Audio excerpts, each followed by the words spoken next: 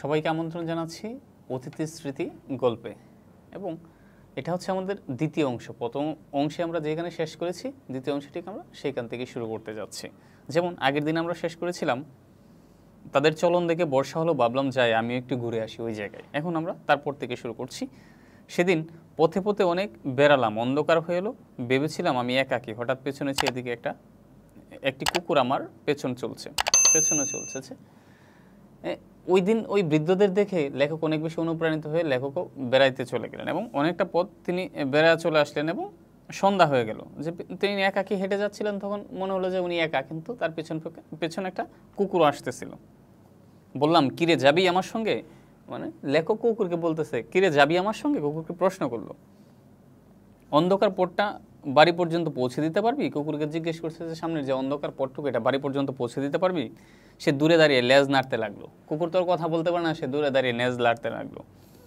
বুঝলাম সে রাজি আছে। বললাম, তবে আয় আমার সঙ্গে। পথের ধারের একটা আলোতে দেখতে পেলাম কুকুরটার বয়স হয়েছে, কিন্তু যৌবনে একদিন শক্তি সামর্থ্য ছিল। যে ওইরকম লেজ নাড়াইতে থাকলেও ওইটা দেখে লেখক বুঝতে পারলো হয়তো তার সম্মতি আছে। তখন বললাম আয় আমার সঙ্গে। কুকুর পেছন পেছন আসতে লাগলো এবং পথের ধারে একটা ল্যাম্পপোস্টের আলোতে লেখক কুকুরটাকে দেখলেন, যে একটু নিরীক্ষণ করলেন, পরীক্ষা করে দেখলেন যে কুকুরটার অনেক বয়স হয়েছে, কিন্তু তার যে যৌবনে অনেক বেশি শক্ত সামর্থ্য ছিল। তাকে অনেক কিছু প্রশ্ন করতে করতে বাড়ির সম্মুখে এসে পৌঁছালাম। যে কুকুরটাকে অনেক কোয়েশ্চেন করতে করতে, প্রশ্ন করতে করতে বাড়ির সামনে এসে পৌঁছালেন। গেট খুলে দিয়ে ডাকলাম, ভেতরে আয়। এবং লেখক যখন বাড়িতে ঢুকবে তখন তিনি বলতে লাগলেন যে কুকুরটাকে আমন্ত্রণ জানালেন, ভেতরে আয়, আজ তুই আমার অতিথি। কুকুরকে বললো, তুই ভেতরে আয়, আজকে তুই আমার অতিথি। সে বাইরে দাঁড়িয়ে লেজ নাড়তে লাগলো, কিছুতেই ভেতরে ঢোকার ভরসা পেল না। এবং কুকুরটা বাইরে দাঁড়িয়ে লেজ নাড়াতে থাকলো, ভিতরে যেতে পারলো না। হয়তো একটা সংকোচে বয়ে সে ভিতরে যাইল না, কুকুরটা ভরসা পেল না। আলো নিয়ে চাকর এসে উপস্থিত হলো। গেট বন্ধ করে দিতে চাইলে বললাম, না, খোলাই থাক, যদি আসে ওকে খেতে দিস।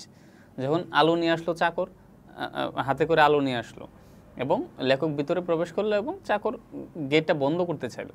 লেখক বলল যে থাক, গেট বন্ধ করার দরকার নেই, যদি ও আসে, কুকুরটা যদি আসে তাহলে ওকে খেতে দিস। ঘণ্টাখানেক পরে খোঁজ নিয়ে জানলাম সে আসেনি, কোথায় চলে গেছে। মানে 1 ঘন্টা পরে লেখক আবার খোঁজ নিয়ে দেখতেছে যে কুকুরটাকে খাবার দেওয়া হলো কিনা, সে এসেছিল কিনা। তখন দেখলো যে খোঁজ নিয়ে দেখা গেলো যে সে আর নাই, সে চলে গেছে। পরদিন সকালে বাইরে এসে দেখি গেটের বাইরে দাঁড়িয়ে আমার সেই কালকের অতিথি। বললাম, কাল তোকে নেমন্তন্ন করলাম, এলি না কেন? এবং পরদিন সকালবেলায় গেটের বাইরে আসতেই দেখলো যে কুকুর এখানে দাঁড়ায় আছে এবং কুকুরকে তিনি জিজ্ঞেস করতে লাগলো বরাবরের মতো, কাল তোকে নেমন্তন্ন করলাম, দাওয়াত দিলাম, তুই আসলি না কেন? জবাবে সে মুখ মানে চেয়ে তেমনি লেজ নাড়তে লাগলো। বললাম, আজ তুই খেয়ে যাবি, না খেয়ে যাস নে, বুঝলি? প্রত্যুত্তরে সে ঘন ঘন লেজ নাড়নে। অর্থবোধ এই যে, সত্যি বলছো তো? আচ্ছা, পরদিনও তাকে নেমন্তন্ন করলো খাওয়ার জন্য লেখক। এবং কুকুর এরকম লেজ নাড়তে থাকলো, তার এরকম মানে বোঝাইতে চাইল এরকম যে সত্যি আমাকে খাওয়ার জন্য দাওয়াত দিচ্ছ। রাত্রে চাকর এসে জানালো সেই কুকুরটা এসে আজ বাইরের বারান্দার নিচে উঠোনে বসে আছে। বামুন ঠাকুরকে ডেকে দিলাম, ও আমার অতিথি, ওকে পেট ভরে খেতে দিও। এবং চাকর এসে লেখককে বলল যে এই কুকুরটা ওইখানে বারান্দার পাশে শুয়ে আছে। এবং সে এই চাকরকে ডেকে বলে দিল, লেখক চাকরকে ডেকে বলে দিলেন যেন সে তার অতিথি থাকে, যেন কুকুরকে যেন ঠিক পেট ভরে খেতে দেয়। পরদিন খবর পেলাম অতিথি যায়নি। আতিথ্যের মর্যাদা লঙ্ঘন করে সে আরামে নিশ্চিন্ত হয়ে বসে আছে। বললাম, তা হোক, ওকে তোমরা খেতে দিও। বলছে, পরদিন আবার খবর নিয়ে দেখলাম যে এই কুকুরটা বাড়ি ছেড়ে যায়নি, ওইখানেই আছে। যে আমার যে আতিথেয়তা যেটা, ওইটাতে সে খুশি হয়ে ওইখানে রয়ে গেছে। এবং আমি চাকরদের বললাম, লেখক বলতেছে, আমি চাকরদের বলে দিলাম যে ওকে ডিস্টার্ব করো না, ওকে খেতে দিও তোমরা। আমি জানতাম প্রত্যহ খাবার তো অনেক ফেলা হয়, এতে কারো আপত্তি হবে না। কিন্তু লেখক বলতেছে, আমি জানতাম যে প্রতিদিনই তো আমাদের অনেক খাবার নষ্ট হয়, দিনের শেষে ওটা কুকুরকে খেতে দিলে কারো আপত্তি হবে না। কিন্তু আপত্তি ছিল এবং অত্যন্ত গুরুতর আপত্তি। এবং লেখক পাশাপাশি এরকমও বলতেছে যে আপত্তি ছিল, আমি যেটা ভাবতেছিলাম এটা হয়নি। আপত্তিটা কী ছিল আমরা পরবর্তীতে এসে জানবো অবশ্যই। আমাদের বাড়িতে খাবারের যে প্রবল অংশীদার ছিল এই বাগানের মালিনী, আমি জানতাম না। বলছে, আমাদের বাড়িতে যে খাবারের অংশটুকু বেড়ে যেত, এটা বাগানের মালিনী নিয়ে যেত। মানে মালির যে ওয়াইফ ছিল, বউ ছিল, উনি নিয়ে যেত। তার বয়স কম, দেখতে ভালো, খাওয়া সম্বন্ধে নির্বিকার চিত্ত। এখানে মালিনীর যে শারীরিক বর্ণনাটা দিচ্ছে যে বয়স কম, দেখতেও ভালো, খাওয়া সম্পর্কে নির্বিকার চিত্ত, মানে সে একটু খাইতে বেশি পছন্দ করে।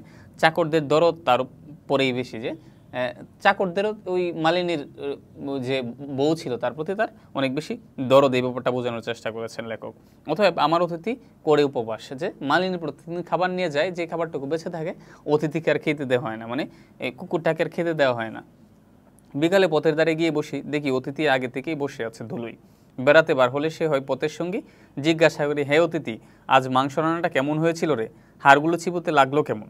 সে জবাব দেয় লেজ নেড়ে, মনে করি মাংসটা তাহলে ওর ভালোই লেগেছে। জানি না যে মালির বউ তারে মেরে ধরে বার করে দিয়েছে, বাগানের মধ্যে ঢুকতে দেয় না, তাই ওই সম্মুখের পথের ধারে বসে কাটায়। আমার চাকরদেরও তাতে সাই ছিল। এবং প্রত্যেক দিনকার রুটিনের কথা বলতেছে লেখক, যে আমি প্রত্যেকদিন যখন ঘুরতে যাই অতিথি আমার সঙ্গে যায় এবং আমার সঙ্গে যে বাড়ির গেটের সামনে বসে থাকে দোলই, এবং যে এখানে আবার কথা বলার এক পর্যায়ে কুকুরকে ওরকম জিজ্ঞেস করতে থাকে লেখক যে আজকে মাংস রান্নাটা কেমন হয়েছে, তুই খেলি, হাড়গুলো চিবাইতে কেমন লাগলো, এরকম সে এরকম সাই দিতে থাকে, লেজ না দিতে থাকে। কিন্তু লেখক এই ব্যাপারটা বিস্ময়ের সাথে প্রকাশ করেছেন যে আমি আসলে ব্যাপারটা জানি না যে আমার অতিথিকে উপোস রাখা হয়, আমার অতিথিকে খাবার দেওয়া হয় না, এই খাবার মালির বউ নিয়ে যায়, এবং যেই কাজ এবং ইভেন ঘরেও ঢুকতে দেওয়া হয় না, তার বাড়ির ভিতরে ঢুকতে দেওয়া হয় না তার অতিথিকে, সে বাড়ির বাহিরে ধুলাই বসে থাকে। এবং এই যে কাজগুলো মালির বউ করতো, সেটা এই লেখকের যে চাকর বাকর ছিল ওনাদেরও সাই ছিল।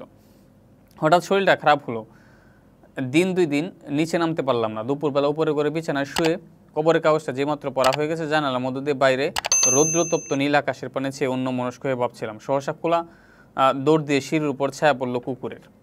2-3 দিন লেখক অসুস্থ হয়ে পড়লো আরও বেশি, সে বাইরে যেতে পারলো না, সে রুমের মধ্যে আটকা থাকলো।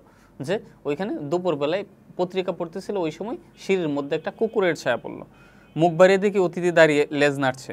দুপুরবেলা চাকররা সব ঘুমিয়েছে, ঘর তাদের বন্ধ। এই সুযোগে লুকিয়ে এসে একেবারে আমার ঘরের সামনে এসে হাজির।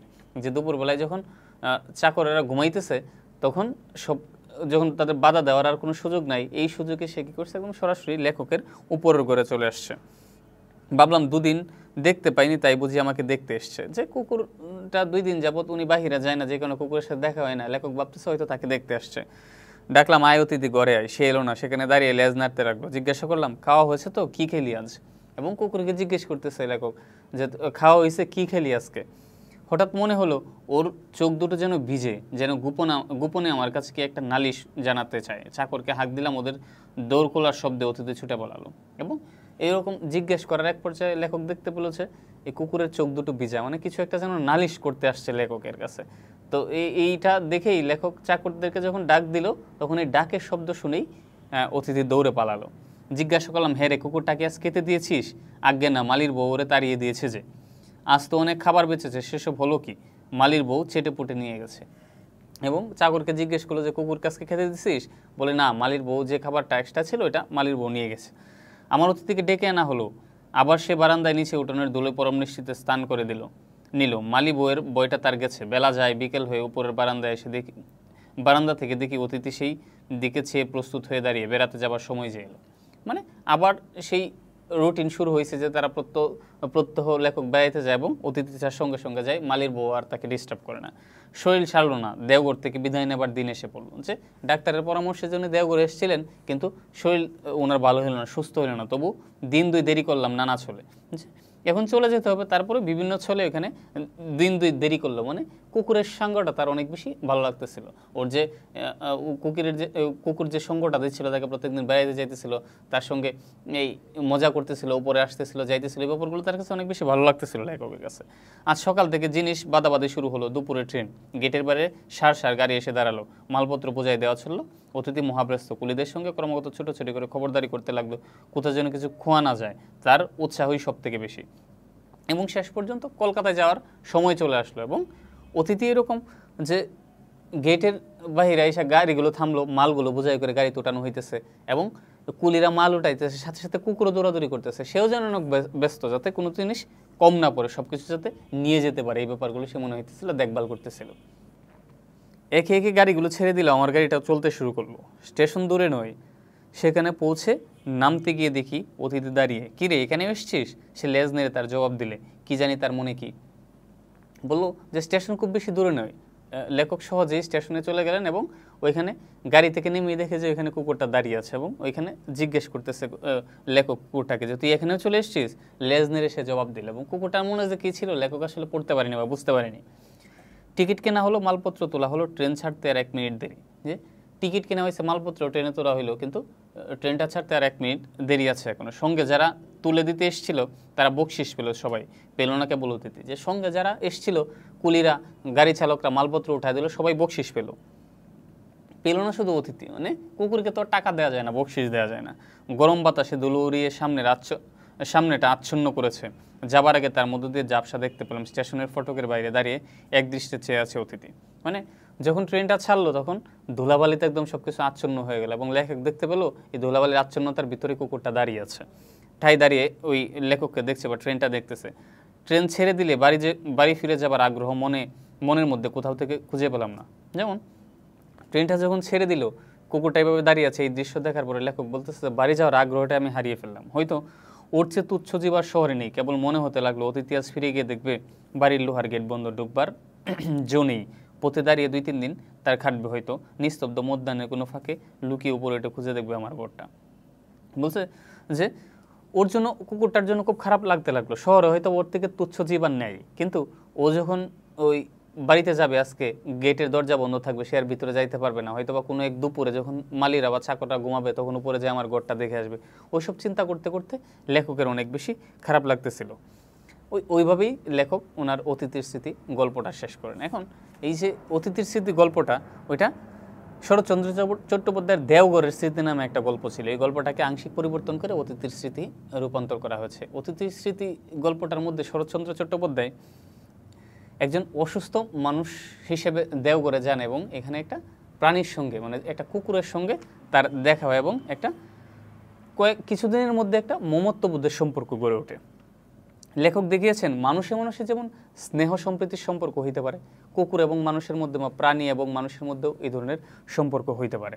যেমন এই ব্যাপারটা যদি একটু ব্যাখ্যা করতে চাই আমি শুরু থেকে, যে লেখক এখানে যাওয়ার পরে বিভিন্ন ইনসিডেন্টের মাধ্যমে, বিভিন্ন ঘটনার মাধ্যমে, উনি অসুস্থতার মাধ্যমে তার দিনাতিপাত করতেছিলেন। হঠাৎ করে একদিন গেটের বাইরে যখন হাঁটতে গেলেন, তখন একটা কুকুরের সঙ্গে দেখা হলো, এবং কুকুরকে তিনি বাড়িতে নেমন্তন্ন করলেন, অতিথি হিসেবে তার সমাদর করলেন। এবং এভাবেই দিনাতিপাত চলতেছিল লেখকের, যে প্রতিদিন যখন উনি বেড়াইতে যেতেন, কুকুরটা তার সঙ্গে বেড়াইতে যাইতো। আবার যখন উনি উপরে আসতেন বারান্দার মধ্যে, সে নিচের ধুলির মধ্যে শুয়ে থাকতো। এইভাবেই তার একটা আত্মিক সম্পর্ক গড়ে ওঠে। এবং শেষ পর্যন্ত যেদিন লেখক দেওঘর ছেড়ে কলকাতায় চলে আসার জন্য উন্মুখ হন, তখন অন্যান্য কর্মব্যস্ত মানুষের সাথে অতিথি অনেক বেশি ব্যতিব্যস্ত হয়ে পড়েন। এবং অতিথি বিভিন্ন কর্মকাণ্ডের মাধ্যমে এটা বোঝাতে চান যে হচ্ছে অনেক বেশি মিস করবে লেখককে সে। এবং লেখকও মনে মনে লেখক চলে যাবার পরে, কলকাতায় চলে যাবার পরে অতিথি কী করতে পারে, সে কীভাবে বন্ধ জর্দার সামনে ঘুরে আসতে পারে, এবং প্রতিদিনকার বিকেলে কীভাবে লেখককে মিস করতে পারে, এইগুলো মনে করে লেখক অনেক বেশি ব্যতিব্যস্ত এবং অনেক বেশি ব্যগ্র হয়ে উঠলেন। এই যে এখানে মানুষ এবং একটা প্রাণীর মধ্যে যে মমত্ববোধের সম্পর্ক, এটা অতিথির স্মৃতির মাধ্যমে লেখক খুব স্পষ্টভাবে বোঝানোর চেষ্টা করেছেন। এই ছিল আমাদের অতিথির গল্পের আজকের ক্লাসে। আশা করছি সব কিছু তোমরা বুঝতে পারছো। যদি তোমাদের কোনো ধরনের কোনো সমস্যা থাকে বা কোনো কিছু বুঝতে প্রবলেম হয়, সেক্ষেত্রে আমাদের কমেন্ট সেকশনে গিয়ে কমেন্ট করতে পারো। আমরা আশা করছি যে হচ্ছে যেই ধরনের প্রবলেম, এটার যথার্থ আনসার আমরা তোমাদের প্রোভাইড করব। সবাই অনেক বেশি ভালো থাকবে এবং লেখাপড়া অনলাইনের সঙ্গে থাকবে।